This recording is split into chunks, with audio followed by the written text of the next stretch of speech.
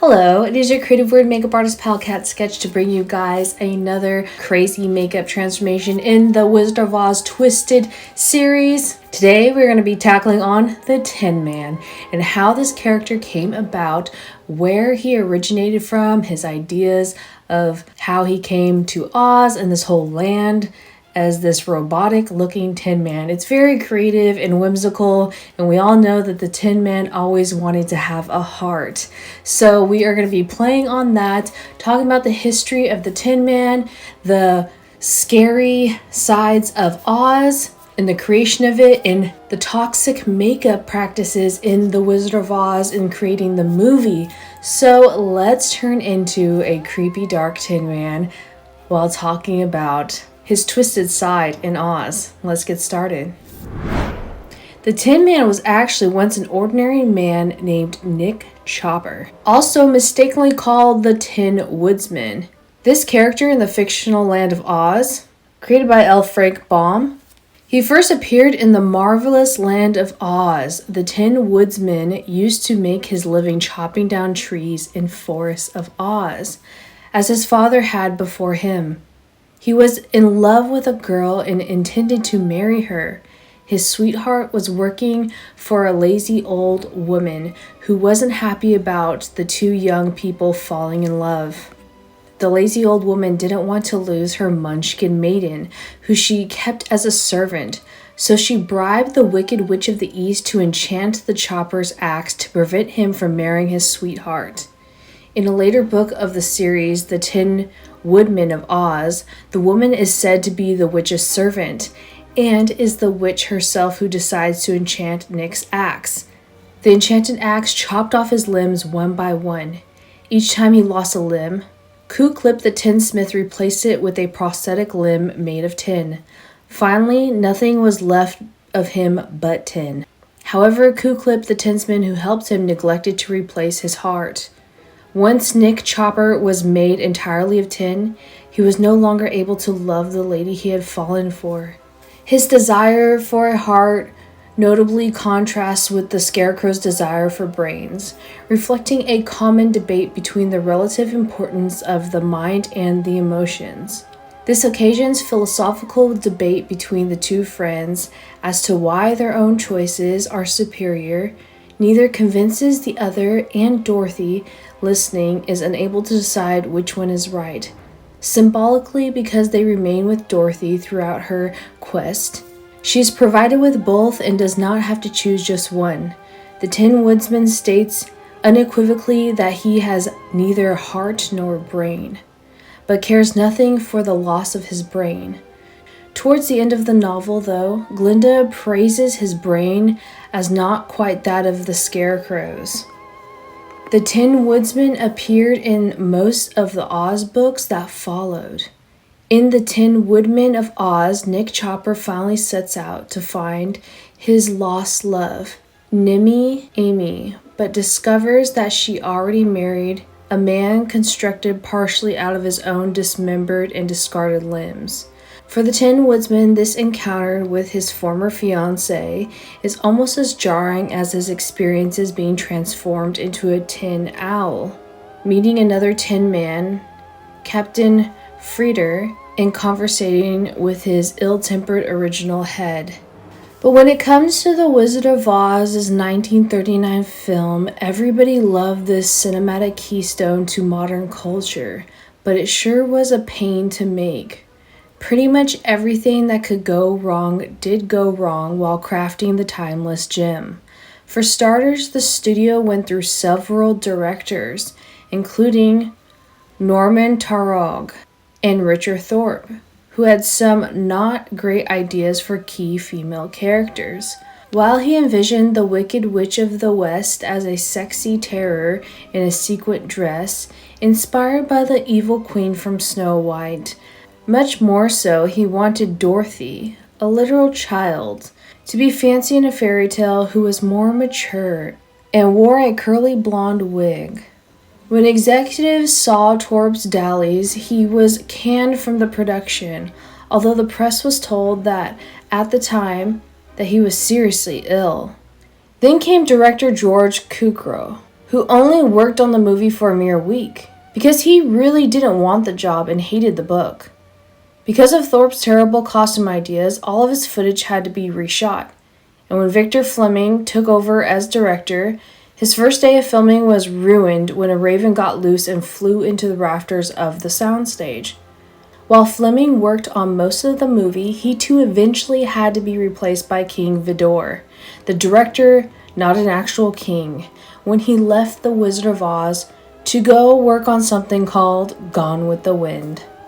Fleming was also the one responsible for one of the worst stories to come out of the making of the movie. He allegedly slapped the star Judy Garland because she couldn't stop laughing during a take.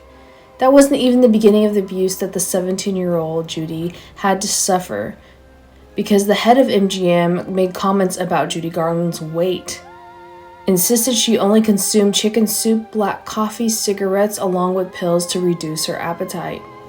Garland wasn't the only actor to go through hell either, because this was the 1930s after all, and the movie industry was in its relative infancy. The film's makeup effects basically consisted of toxic paint being experimented with on live human actors.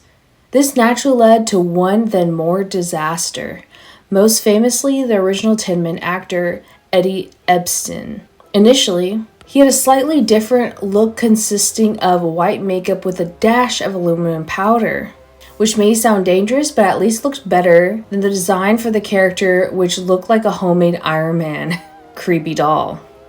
During the shoot one night at dinner, Epstein started to feel like he was dying and couldn't breathe. It later turned out that he had, you guessed it, aluminum powder in his lungs. Even though he had to spend 2 weeks in an oxygen tent, producer Mervyn LeRoy wanted Epstein to suck it up and to return to set, and eventually recast the part of the Tin Man because he got tired of calling the hospital. He lost the role, but as a terrible souvenir, Epstein still had breathing problems for the rest of his life, which he blamed on that damn movie. The gig was quickly taken over by Jack Haley, whose makeup now included aluminum paste, not powder. That way he couldn't breathe in the extremely hazardous substance being slathered all over his face. After shooting with Haley for 3 days, the filmmakers decided that he was too shiny and should look like he's been somewhat rusted. So they scrapped the footage and changed his look yet again with the price tag of $60,000, which in 1939's money could buy a lot of cigarettes and phonographs.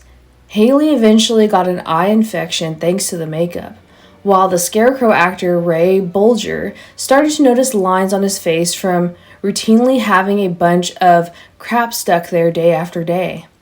Meanwhile, Bert Lahr, who played the Cowardly Lion, soaked his costume in sweat, and Margaret Hamilton had a slight tint to her skin even weeks after playing the Wicked Witch.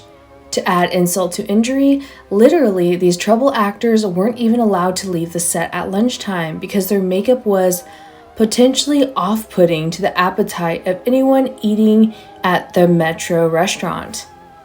Then there was the non-makeup related injuries while shooting the scene in which the Wicked Witch exits the Munchkin land in a cloud of red smoke and in a blaze of fire.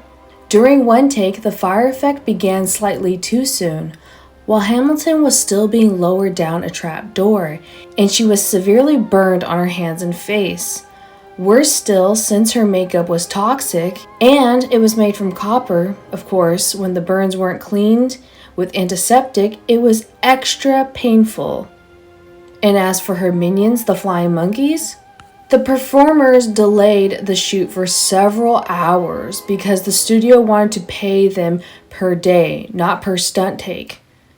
There was even an emergency call to the Screen Actors Guild to straighten out the situation, and these guys had good reason to be concerned.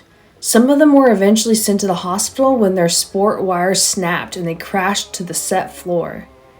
Seemingly, the colorful horses from the Emerald City were the only ones who treated humanely because they were lovingly dyed with a jello-based tint that wouldn't be harmful to the animals. Not to mention that the script was being written constantly, to the frustration of the actors, and one of the witch's guards accidentally stepped on Toto, requiring the employment of a replacement dog. One of the most oft-repeated urban legends of this production involves the drunken antics of the actors who portrayed the Munchkins. Judy Garland once recounted in an interview that MGM put them all in a hotel in Culver City and they got smashed every night. The wacky stories even inspired the famous terrible 80s comedy Under the Rainbow, starring Chevy Chase, Carrie Fisher, and other people. While some of these stories may be true, it seems likely they have been largely exaggerated and are only representative of a very small number of the expansive Munchkin cast. According to Judy Garland's ex-husband Sid Luft, she alleged that a number of men playing the Munchkins groped her between takes, which adds yet another terrible layer to the pancake stack of the awfulness of Oz. Obviously, there are always a few problems on every film set, but the making of The Wizard of Oz was truly a mess. At one point, because of the staggering number of production problems, the studio actually tried to kill the movie altogether. Thankfully, eventually it worked out. And really, without all this chaos, we wouldn't have gotten the one movie we all know and love. And even more stops were pulled to create this movie. MGM has spent $3 million, that's about $55 million today, desperate to match the commercial success of Snow White and the Seven Dwarfs in order to make The Wizard of Oz. And it worked. The film won 2 Academy Awards for its music, Over the Rainbow, won Best Original Song, and made Judy Garland famous, in addition to earning nominations for Best Picture, Best Cinematography, Art Direction, and Special Effects. Commercially speaking, it made decent money when it was released, but it made even more money after CBS aired it for the first time on November 3rd, 1956. By 1967, Time magazine declared that it had become the most popular single-film property in the history of U.S. television. The movie had made Garland a national legend. But despite its commercial success, The Wizard of Oz is seen by some as cursed from all these serious accidents that we have encountered. The Wicked Witch of West also, her stunt double was affected, Betty Danko, who injured her left leg when the broomstick exploded in one of the stunts. And wires that hoisted her up had broken in midair. Some of the special effects in this movie had never been done before. And there were no unions at this time that the movie was created. But not everything you heard about the problems on set is true. Yes, the makeup on the actors were very toxic. But there's a false rumor going around in the scene where Dorothy and the Scarecrow and the Tin Man were skipping down the Yellow Brick Road singing, "We're off to see the wizard, the wonderful Wizard of Oz." But some think the dark, moving figure hanging from a tree in the background is an actor who hung themselves on set. More likely, it's one of the exotic birds that the filmmakers borrowed from the Los Angeles Zoo in order to create a wilderness setting.